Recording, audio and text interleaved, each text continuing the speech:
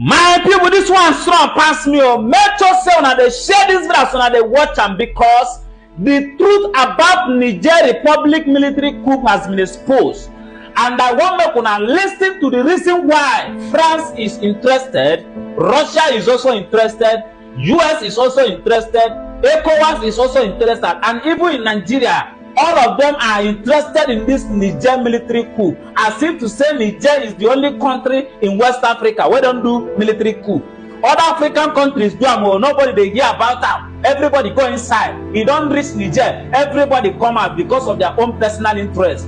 I want make una share this video and watch am. I know say una don watch and listen to many, but this vital information you need am. I no go take my mouth talk anything. Just share am and watch and listen to exposure coming from this man first. Hi everyone, I hope you're all doing great today. Okay, so in view of the traumatic events rapidly unfolding in Niger Republic on the western side of Africa, I decided to see if I could do my little best to equip us a little bit with some knowledge and some understanding of what is really happening in that region, because I feel like it is time for those who know how to pray to begin to pray. But I also feel like you won't be able to pray effectively if you don't have a sufficient amount of information on what is really happening, so that you don't pray amiss, like we say in Christianity.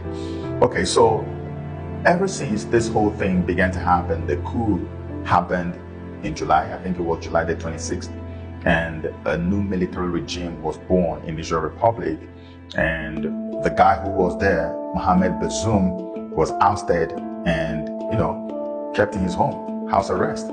He's been in detention ever since. And since that time, there has been a whole lot of activities. Like ECOWAS had given ultimatum that expired last Sunday and said if you don't restore or cede power to this guy, there could be some type of military intervention. And that didn't happen. Eventually, the ultimatum expired. And rather than cave to ECOWAS's threats and the pressure from international community, the military junta in Niger was even more emboldened by the number of people that showed up at the stadium to give them some love and cheer them up and thank them for delivering the nation from the stranglehold of colonial France. Can you imagine that? So the people are extremely happy with these guys who took over power from Bazoum. Now, if you follow me on Twitter and you have followed some of my posts, you would have noticed that every time we make posts about what really is the bone of contention, we keep talking about uranium, because of course, Niger Republic is one of the biggest suppliers of uranium in the world. Like, people are even saying that up to 35 to 40% of the uranium supplies that go to Europe come from Niger Republic. They also get uranium from Kazakhstan. It used to be also Russia. They get from Russia as well. In fact, I read a report recently that despite all the sanctions they slammed on Russia, that they did not slam Russia with any sanction on uranium export, because sanctioning Russia on export of uranium means that the whole of the European Union's energy need is going to be scrapped. They are going to be thrown into darkness big time. Yeah. So that even though they did not sanction Russia with respect to uranium export or shipment to Europe, they are making alternative plans to make sure that in the nearest future, they wouldn't have to depend on Russia to get the uranium. And so where are all the other alternatives and plan Bs they have? Kazakhstan. Kazakhstan gives them uranium. About 26% of the uranium supply to Europe is from Kazakhstan. But then the problem is that everything that has to do with the shipment of their uranium from Kazakhstan to Western Europe, it goes through Russia. So Russia is responsible. So without Russia, even though Kazakhstan has uranium for them, without Russia, they cannot receive the uranium. And now the next plan B they have is Niger Republic, because this uranium is very powerful. It is using nuclear reactors. That is how they are able to keep their energy alive in Europe. Now, Niger Republic is the next one. And can you imagine that a coup has taken place and the coup plotters are loyal to Russia, the same Russia that Europe is trying to run away from. And now they have cut all supplies of uranium to France and America. Think about that. So we've been emphasizing on this, that this is the major bone of contention. But I want to bring you up to speed on something that I haven't really talked about. And that thing will shock you, because if you ask me what is the real bone of contention, it is the one that I'm about to talk about right now. Many of you heard about the Nord Stream pipeline underwater explosion. Nord Stream is the major pipeline that moves gas from Russia to Western Europe. Right? And you heard there was a time that it was blown up. That is something that I would say is a major, massive dent on Russia's economy. It doesn't mean it crippled Russia, but it was a hit that Russia really felt. And guess what? Every single person, including Russians and many high-profile American politicians, pointed accusing finger at who? At the United States of America, and said it was America that blew it up. The United States of America has not officially taken responsibility for that, but everybody says it's America. Russia is 100% sure that it's America that blew it up. And when that was blown up, America now became the sole supplier, not sole supplier, but a major supplier of gas to Europe. Now, here is where Niger comes in. I want you to listen very carefully. Yeah? Now, that Nord Stream has been blown up because Europe wants to get away from Russian gas. Everything that Russia gives, they want to cut off from it. They want to have alternatives from other places. But here's what's going on. There was an idea that was going around since the 1970s that eventually came to a place of fruition somewhat in 2002. And I'm going to read you this now. There's something called Trans-Saharan Gas Pipeline. The Trans-Saharan Gas Pipeline, TSGP, also known as Niger Pipeline and Trans-African Gas Pipeline, is a planned natural gas pipeline from Nigeria to Algeria. It is seen as an opportunity to diversify the European Union's gas supply, not France's gas supply, not Spain's gas supply, the European Union's gas supply. Now, what it means is that if this Trans-Saharan Gas Pipeline actually goes through, that Europe does not need Russian gas anymore. So, this idea of the Trans-Saharan Pipeline was first proposed in the 1970s. On 14 January 2002, the Nigerian National Petroleum Corporation, NNPC, and Algerian National Oil and Gas Company, Sonatrach, signed the Memorandum of Understanding for preparations of the project so that it will begin.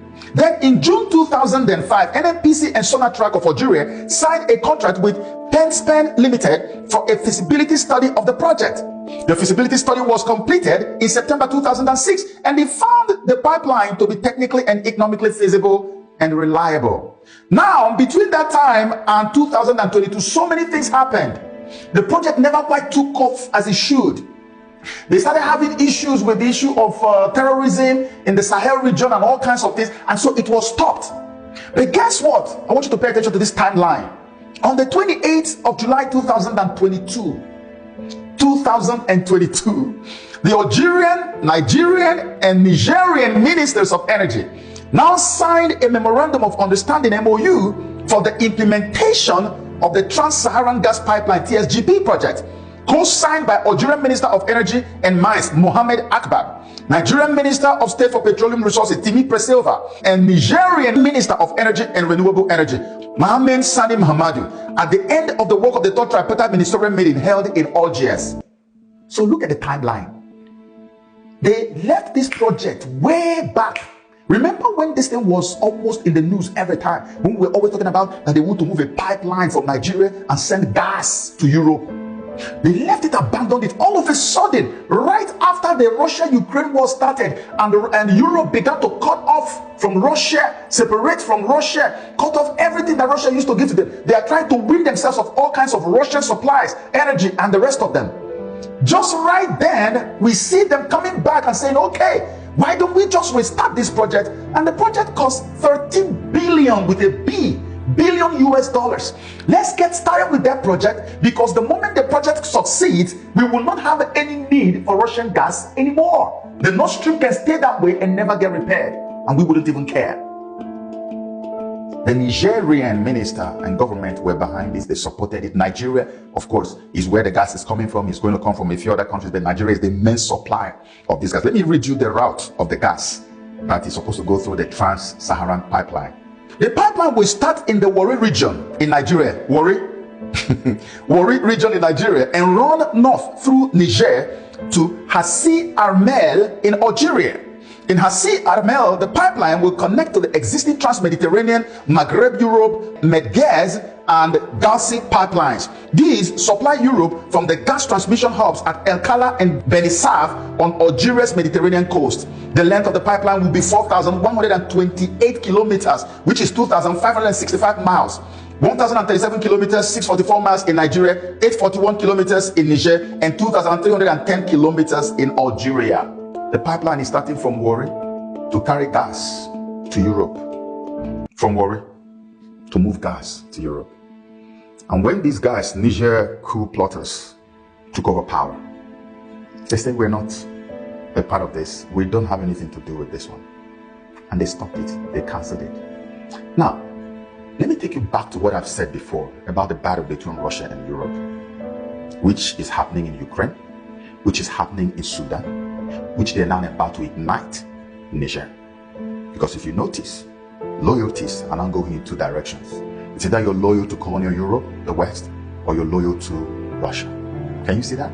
That means that we are now beginning to smell what it feels like to have or live in a multipolar world. Because all our lives we have always lived in a unipolar world. And I promised I was going to make a video to break it down and explain this whole unipolar, multipolar dichotomy, right? And I'm going to do that. But this is what it feels like. Because now you are left with a choice. Unlike when we were left with no choice at all. You can now say, if I don't want to go with colonial France or America or Europe as a whole, I can go with Russia, who is also a superpower. That's what is happening in Niger.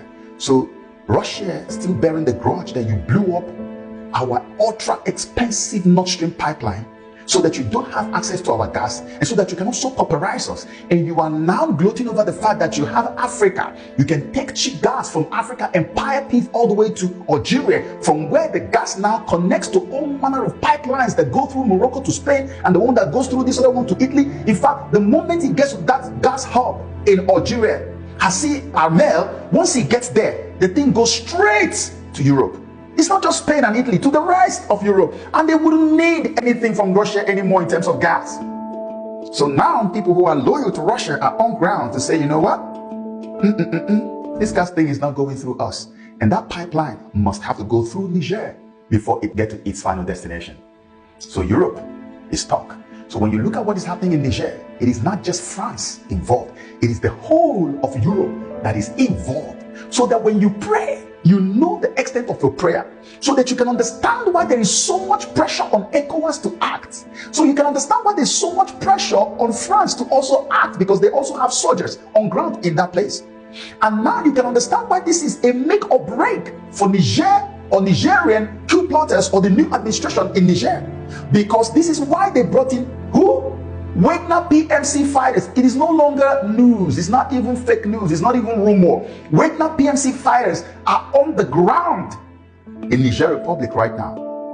And you know as much as I do that Wagner PMC, they don't play. They don't joke. I don't want to talk too much.